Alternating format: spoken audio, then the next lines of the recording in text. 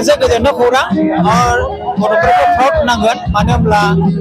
yang first time Sirang Dua United FC ya, yang bau kelene pedang, ATPOI, ada yang kelene pedang lagi, yang first time orang history klik kalamai, ada yang bisa bersih orang arah kadu mau, itu yang baik. Kelene siapa mana bodoh mereka sih Aduh, kelamdeng, kosto kelamdeng, ada kosto ni polko hai jenis saya kau jangan bayar. Bodoh kau jangan, hamba yang ada kasih kupang, mudah baik kalau baik mani kosto tinggal lek hai. Siapa yang kau tinggi sebenarnya lek lebih man, jeng bahai 3-1 tiradeng, artinya jeng bezor hat, ani Moriani tinggal lek final lo, mau jeng 2-0 tiradeng apa? Jangan sekian cara hasil, mak kalau orang sana tidak Sinaba mani grand team ada basically yang hangamlah jenis experience player dongo, senior pun dongo, sinaba semua junior je, semua menanggung ledeng, pada lain orang jenis orang hakai amlah bersama mani masih kaya penjai baik, sere kau sini, jadi talent kau sukamna aksai, mani misread no aksai player lah.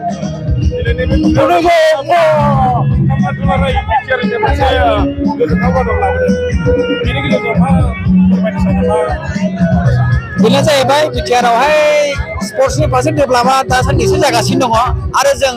jenis unit Sirang Dua ni, nazar jenis makasih je gilegi di protokol dong apa sahaja ikhlas kam langgan ada jeng lagi saya kau dek kam langgan lagi, ada jeng ni CTF sini saya player pun dong sini gilene kau nanai dosa prabu ikhlas sana yang naik bedi. Jorhat জিলা ক্ৰীড়া সন্থাৰ এবাৰ 100 বৰ্ষ 1922 চনত প্ৰতিষ্ঠা হোৱা যোৰহাট জিলা ক্ৰীড়া সন্থাই 2022 চনত 100 বৰ্ষত ভৰি দিছে। এই 100 বৰ্ষৰ এই শুভক্ষণত এইবাৰ 57তম ATPSL ফুটবল প্ৰতিযোগিতাত আমাৰ অসমৰ এটি অতি গুৰুত্বপূৰ্ণ দল চিৰাং দুৱাৰ এফচিয়ে চূড়ান্ত বিজয় খিতাপ দখল কৰিবলৈ সক্ষম হৈছে। এই 57 সংখ্যক ATPSL প্ৰতিযোগিতাৰ এই প্ৰথমবাৰৰ কাৰণে চিৰাং দুৱাৰ এফচিয়ে আমাৰ খেলত অংশগ্ৰহণ কৰিলে আৰু চিৰাং দুৱাৰ এফচিয়ে চূড়ান্ত বিজয় সন্মান দখল কৰিবলৈ সক্ষম হ'ল। এইবাৰ 57 সংখ্যক ATPSL টুৰ্ণামেণ্টত মোৰ 14টা দলে অংশগ্ৰহণ কৰিছিলে। ইয়াত কলিকতাৰ দল আছিলে, শ্বিলঙৰ দল আছিলে, অসম ৰাজ্যিক বিদ্যুৎ পৰিষদ আছিলে, আসাম পুলিচ আছিলে। ঠিক তেনেকৈ এইবাৰ যোৰহাটৰ প্ৰথমবাৰৰ কাৰণে যোৰহাটৰ দলে ফাইনেল খেলিলে আৰু সুন্দৰ তুমুল প্ৰতিদ্বন্দ্বিতামূলক চূড়ান্ত ফাইনেল খেলখনত চিৰাং দুৱাৰ এফচিয়ে তীব্ৰ প্ৰতিদ্বন্দ্বিতামূলক খেলখনত সুন্দৰ খেল প্ৰদৰ্শন কৰি চূড়ান্ত বিজয় সন্মান লাভ কৰিবলৈ সক্ষম হৈছে। চিৰাং দুৱাৰ এফচিৰ সকলো কৰ্মকৰ্তা খেলুৱৈ সকলোকে আমি জিলা ক্ৰীড়া সন্থাৰ তৰফৰ পৰা আন্তৰিক ধন্যবাদ জ্ঞাপন কৰিছোঁ। আগন্তুক দিনবিলাকত হ'ব লগা ATPSL ফুটবল প্ৰতিযোগিতাত চিৰাং দুৱাৰ এফচিয়ে অংশগ্ৰহণ কৰিব বুলি আমি আশা প্ৰকাশ কৰিছোঁ।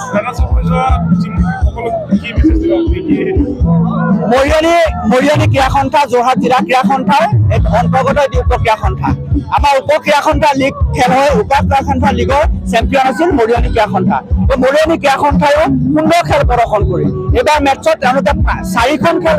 খেলি শেষত ফাইনেল খেলিলে। তেওঁলোকে বিগত দিনবিলাকত ভাল দলক পৰাস্ত কৰি চূড়ান্ত খেলত অৱতীৰ্ণ হ'ল। মৰিয়নি ক্ৰীড়া সন্থায়ো আগন্তুক দিনবিলাকত অধিক উৎসাহেৰে তেওঁলোকৰ দল গঠনৰ মনোবেশ কৰিব বুলি আশা ৰাখিছোঁ। আৰু আজি তেখেতসকলৰ চূড়ান্ত খেলত ভাল খেল প্ৰদৰ্শন কৰিছে, কিন্তু খেলৰ হৰা জিকা থাকিবই, কোনোবা এটা জিকিব এটা হাৰিব। গতিকে চিৰাং দুৱাৰ এফচিয়ে জয়লাভ কৰি চূড়ান্ত বিজয়ী সন্মান দখল কৰিবলৈ সক্ষম হৈছে আৰু মৰিয়নি রানার্স আপ। चिरां दुवार टीमा 2 बोसोर जाबाय जों फर्म बानायनाय, बेनि गेजेराव बे 2 बोसोराव जों मोनसे रेकर्डआनो होनजायो, रेकर्डआनो लाबोनो हादों, जारिमिन जादों आरोखि। जों फार्स्ट टाइम 69 गोपीनाथ बरदलैयावबो फाइनालाव जेनदोंमोन। एबार ATPSL ट्रफी बेनि फाइनालाव देरहानो हादों आरोखि। मोनसे चिरां दुवाराव 2 इयार्स अर्गानाइज टीमा विदिन 2 इयार्स जों मोनसे ट्रफी देरहानो हादों। बे ATPA मोनसे रिनाउड ट्रफी, रिनाउड टुर्नामेन्ट बेखौ देरहानो हादों, जोबोद गोजोननाय मोनदों। आरो आं साबायखर बावनो नाजायो जे जोंनि चिरां दुवार टीमनि डाइरेक्टर बा अनार डक्टर सांग्रां ब्रह्म बिथाङा बे टीमखौ मोनसे लेभेलाव लाबोनो हादों जे जोंनि चिरां बा इन्टार बड'लेण्डनि जाय फुटबल गेलेगिरि नोंथांमोन दं जाय माने प्लेटफर्म मोनाखैमोन बिथांनो मोनसे प्लेटफर्म होदों बेनि थाखाय आं जोबोद साबायखर बावो बिथांनिसिम जाहाथे बिदि प्लेटफर्मा बिथाङा क्रिएट बानायबाय थायो नोंथांमोननि हानजाजों हेंथायै गेलेनाय एगेन्स्ट टिमाबो बिराद गोरामोन आरो लोगोसे बियो आंबो बिटिआरनि माबायदि मोनदों जा मरियानि एफसि होनबा बिराद फुराना टीम जोंनि एमएलए रुपज्योति कर्मी बिथांनि टीम बे फुराना टीम किन्तु जोंनि बे र' टीम यं टीम चिरां दुवार एफसिआ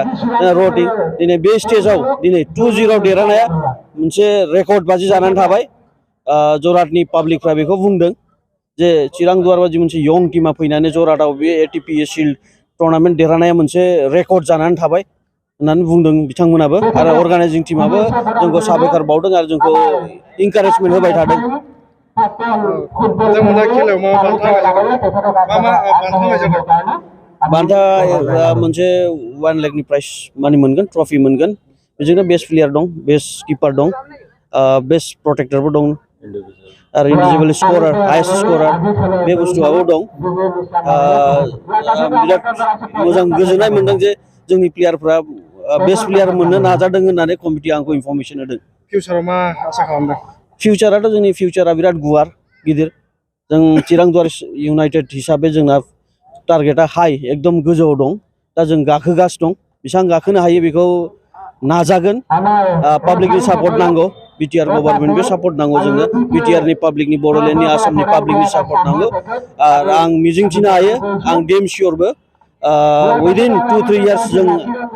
सेकेन्ड आइ लिग डिभिजनावबो जोङो मोनदांदों आरोखि जों आसा मोनदों बेखौ एसेबां गोजान फैनानै खस्थ' भुगिनांदों नामा टीमखौ लानानै खस्थ'आथ' जाखायो स्वाभाबिक मोनसे खामानि मावबा खस्थ'आथ' जाखायो खिन्थु खस्थ'नि गेजेरजों जे साक्सेस मोनो बे साक्सेस मोननायनि उनाव जे मोनसे हेपिनेस फैयो बे हेपिनेसा खस्थ'फोरखौ एकदम इरेज खालायजोबो आरो बिराद गोजोननाय मोनदों आइ एम भेरि माच हेपि आं बिराद खुसि मोनदों आरो गोजोननाय मोनदों